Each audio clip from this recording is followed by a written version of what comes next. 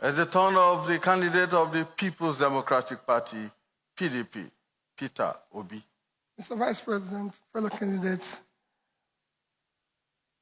we now live in a country where we have the highest number of poor people in any nation, 87 million, and growing 6% every minute.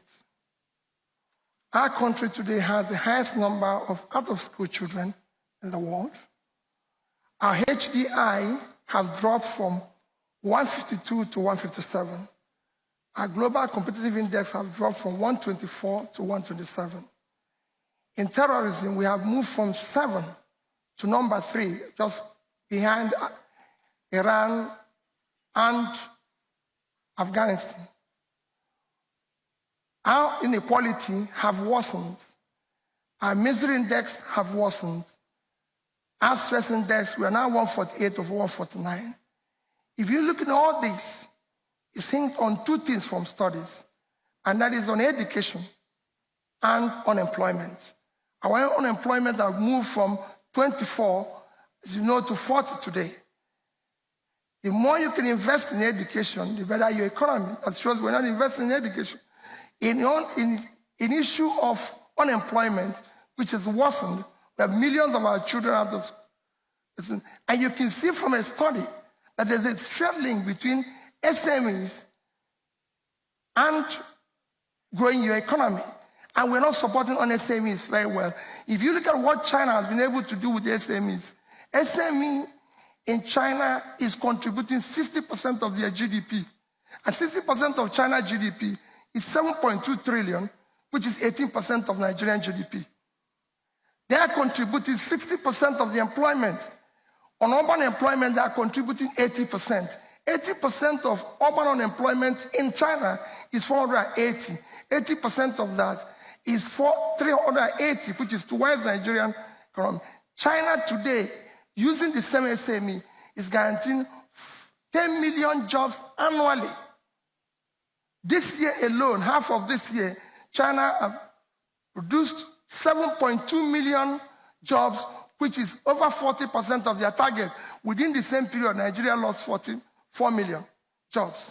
So we need to re-gig this and have a better focus on how we can create jobs. As long as we don't create jobs and have the number of unemployed youths in their productive age that we have today, we're going to have crisis. That's why we have issue of insecurity, issue of instability. All sorts of things we're witnessing today is because we have not been able to create jobs that other countries are creating with effortless ease. And I know that Excerpts Obi presidency can produce jobs, which is the most critical. Thank you very much. Today. Thank you. Candidate of the PDP. Now, we have seen vice presidents fall out with their principals.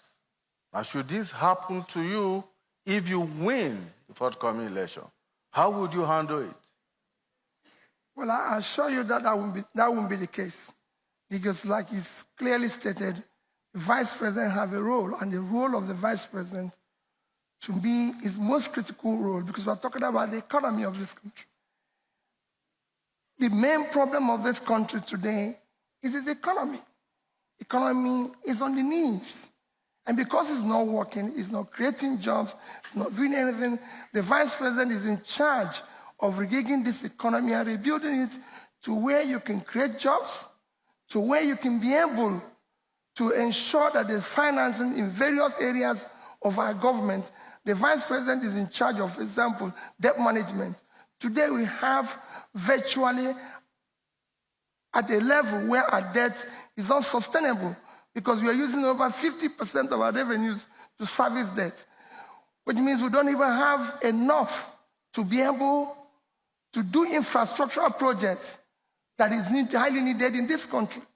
Today, your country is owing about 22.7 trillion, $80 billion. And we need to do more, and you can't even find the money to do it. So the vice president office is critical. That you're not today part of G20, you're not part of BRICS nation, even the Mint nation where you are, is because you have a poor economy. Because if you look at the BRICS nations, every other government there, Mexico has a GDP of over 1 trillion and per capita of over 8,000. Turkey, that is there, has a GDP of 800 billion and per capita of over 10,000. Indonesia has, and your own is low. So the vice president has a role to build the economy, to create jobs, to be able to make the country work. So it's a critical role. In falling out with the president, if you're doing the right thing, you can't fall out with anybody. I can assure you of that. If you continue to do the right thing, because the vice president who chose you for a reason. He knows that you have something to deliver. So you're not there. You're there to be loyal to him and serve Nigeria faithfully. So I don't see where there's a problem. I can tell you I've never had any issue with anybody in government, and it won't start with this, because we will together start making Nigeria work again. Thank you very much. Candidate of the PDP. Now, closely related to that question is the fact that the aggregate investment in Nigeria in 2018 is put at about $60.8 billion, only 13.6% of our GDP. It has never gone above 16% in the last 10 years. Now, why have we failed so woefully? And what are you going to do differently as a government? If you look at the economy, aggregate investment is not where I'm going to look about. Now look at the shallowness of the economy, starting from everything. If you look at, let me just use one thing, your capital market. Your capital market today is only $30 billion. It just lost $2 trillion anyway, about almost $8 billion in the past 1 year. But look at it. South Africa is $900 billion, the second economy in Africa. That shows the shallowness of your economy, because what you're doing is that you have a government that is trying to do what it's not supposed to do. The role of government is supervision and create the support and the guarantees that will enable private sector to drive the economy.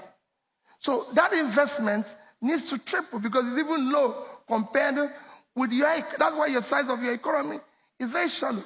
So for us, and that is why it's not creating jobs. That's why you have the level of unemployment you have today. So if you're talking about how to drive up the investment, if you look at everything that's been done, is that you need to look at the overall economy, regig it properly, where the private sector would drive the economy. There will be more investment. A lot will happen. Your banks today, all the loans they're giving is about 15% of your GDP. When other countries are doing 50, 100%, China alone is doing 250% of their GDP as credits to businesses, to private sector. And you can see why you have better investment in other nations than Nigeria. Thank you very much. Welcome back, and thank you for staying with us. Before we went on that break, we were talking about the opportunity of the candidates to have an opportunity to do a reporter. And if you have any clarifications to make, please indicate, and you will have 1 minute. The candidate of the PDP indicated, right, please go ahead. Well, let me clarify again what I said. What I said, fighting corruption is not an economic policy. It is not that you can't fight corruption, but you can fight it more aggressively while addressing economic issues. For example, in 2015, unemployment and underemployment was 24%. Today it's 40%. In 2015, we attracted $21 billion in foreign direct investment. We attracted only 17 last year. We attracted only 12 last year. That means it's going to, our GDP was 520 in 2015. Our per capita was 2,500. Today it's under 1,900. If you look at our stock market, it's lost over 2 trillion in 1 year. So that is not any policy. You're not creating jobs. You're not doing the right thing, and you're just fighting corruption. You can't shut down your shop and be chasing criminals. Thank you very much. To come down, sir. Thank you.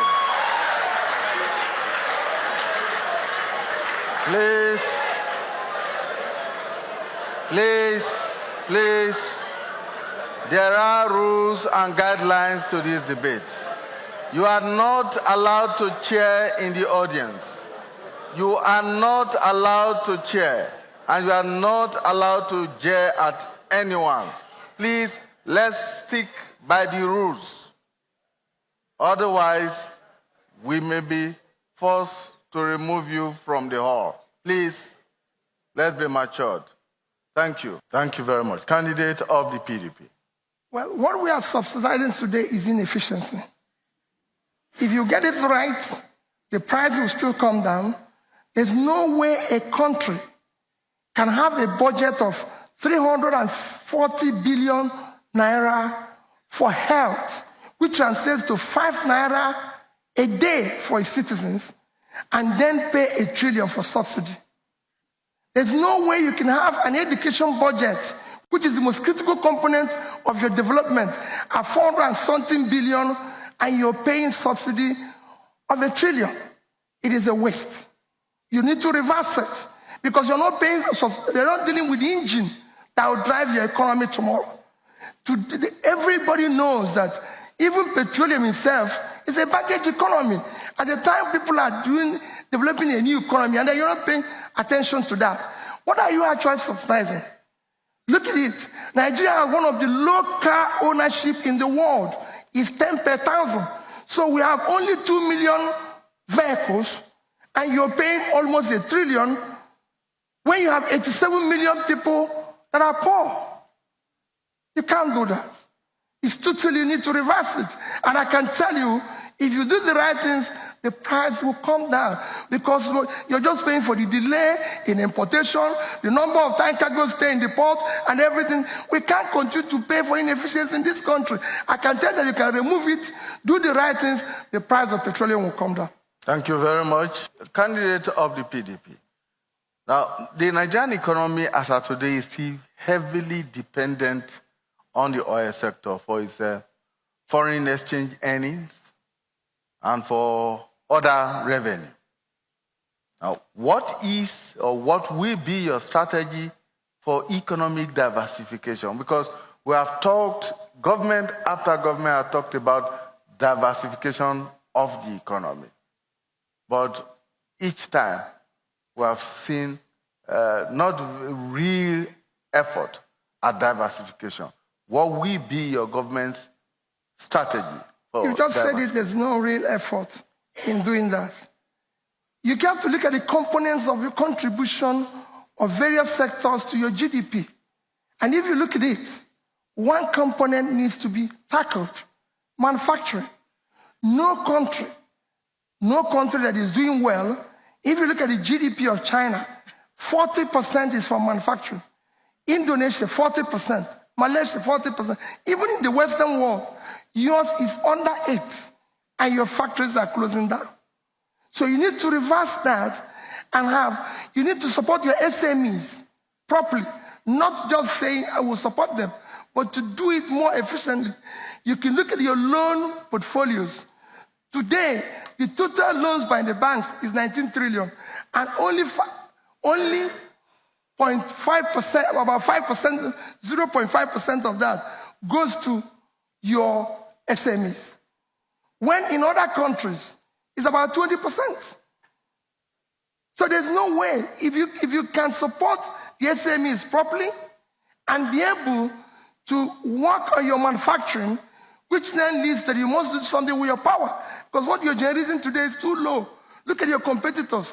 The lowest that you can see in the mint countries is Indonesia, that's generating 50,000 for 250 million people, and you're generating about 4,000 for 200 million.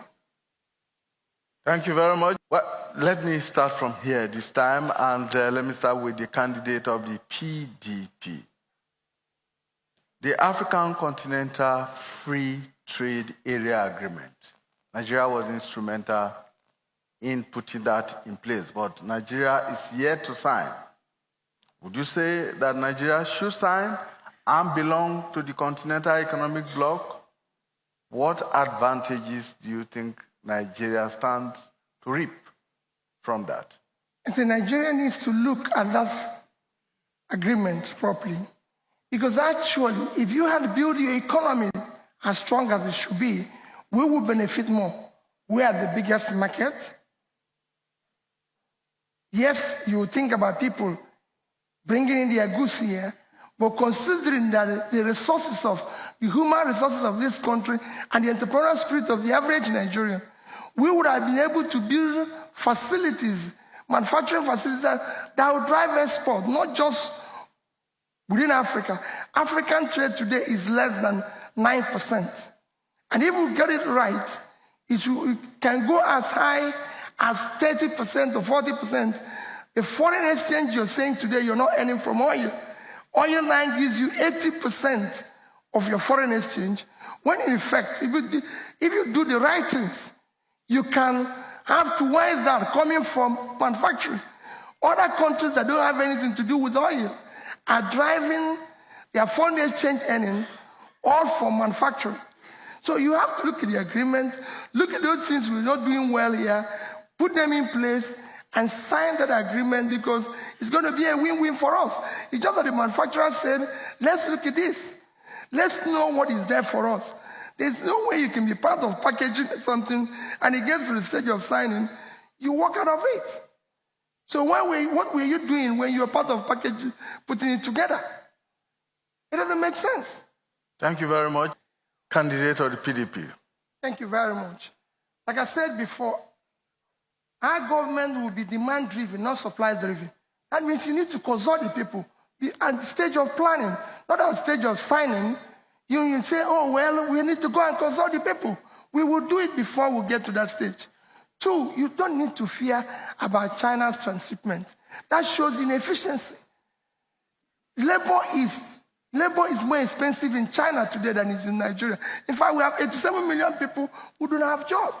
So if goods that are manufactured in China can leave China and you pay the high shipment, including duty clearing, and it's cheaper than what you manufacture, something is wrong here.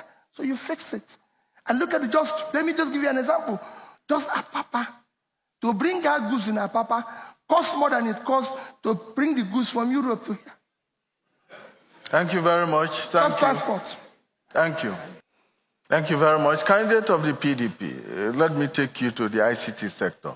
It is one of the fastest growing in the world today, and the power of ICT to transform the economy is not in doubt. What will your government do as far as the ICT sector is concerned? Well, you're talking about investment in education, in STEM, science, technology, engineering, mathematics education. That is the future. I've said it before that the more you invest in education, the better your economy. So we'll aggressively invest in education. I've done this even as a governor of a state, where I took a state from being number 28 to number 1. Because we know the value of education. I was the first to buy and equip all our schools with ICT. I understand what that is all about. Go to HP, I bought the highest computer ever bought by a government in Africa, 30,000. So I know the value. I know what it is today. Just look at one simple thing. The economy of Nigeria is $420 billion. South Africa is 280, that's 700. Egypt, that is number 3, is 250, 950. When Apple market capitalization is 1 trillion. So you need to invest in that. And it's shown clearly in the world that in 2020, you have 25 million STEM jobs available in the world. We will take ICT serious. We will invest in it. That's why I said you can't continue doing subsidy when you need to invest money in the future. You're driving yesterday. If you continue to do what we're doing, you're kind of investing in yesterday. Those who think about yesterday and today will miss tomorrow. We need to invest in tomorrow. And I will invest in ICT aggressively. That's what our government will do. And I'm sure that's what Atiku will do. Thank you very much. Thank you. Any rebuttals on any of the issues. Thank you very much, candidate of the PDP. Nigeria's ease of doing business ranking is currently at 146 out of 190 countries, and there's been an improvement in recent times, yet this is not a very good ranking for our country and for our economy. What will you do to improve the ease of doing business if you get elected? Well, first to look at where your competitors are. If I belong to the BRICS nations, where are they? If I belong to the MINT nations, where are they? If you look at all the rankings, they are just below 100 and you're 146. So it's not good for you to compete. And what are you going to do that? I keep saying that government needs to move out of business and do the right things. There's so many things you can do. Let me take the issue of port, for example. Nigerian Ports Authority, for years, looked at the expansion that is coming and everything and decided not to invest. Instead, we're using money wrongly. Nigerian Ports Authority is the only port in the world that has an office, even guest house, outside this country of operation. They have a guest house in London. And that is the problem. You're not investing money in the business. And the reason why they're not investing money in the business is that the source of their money, is the waste that is in government continues to drive their process. So you need to get these things to be more efficient by allowing them to get their money from the capital market. If the money they are using to operate today is from the capital market, they will become more efficient because they have monies, loans that they need to pay back. They need new managers, and banks will be after them. Thank you very much. Thank you. Candidate of the PDP, what will be the party's foreign policy thrust? Well, will Africa still be the centerpiece of Nigeria's foreign policy? It will remain so. Because I believe that we're first Africans and we have a lot to gain and to offer Africa. And while dealing with other nations, making sure that our relationship is beneficial to our country and brings a lot of value in terms of security, in terms of our economic turnaround and everything that will help us to create jobs and help us to see that it will be a win-win situation. Not a situation where we now go around all over the world borrowing. We will go more to learn about what they're doing, because I believe that what they are doing will be more valuable to us to implement here than a situation where we're almost going to borrow everything from China. Thank you very much. Candidate of the PDP. Let me start first by thanking Nigerians, and secondly, thanking my dear wife for his support, especially in this particular journey. And also to remind Nigerians that Atiku Obi presidency is about making Nigeria work again. Because Nigeria is not working today. We are in a situation where 4 years ago, on March 26, 2015, our president said to us, if I fail to deliver, choose your leader. The question is, have they delivered? Today we have a situation where our president told our children are drowning in the sea, they're on their own. Those children are not on their own. We will care for them. We will look for them. We will ensure that vulcanizer who needs power gets power. Thank you very much. Thank you. Thank you. Candidate of the White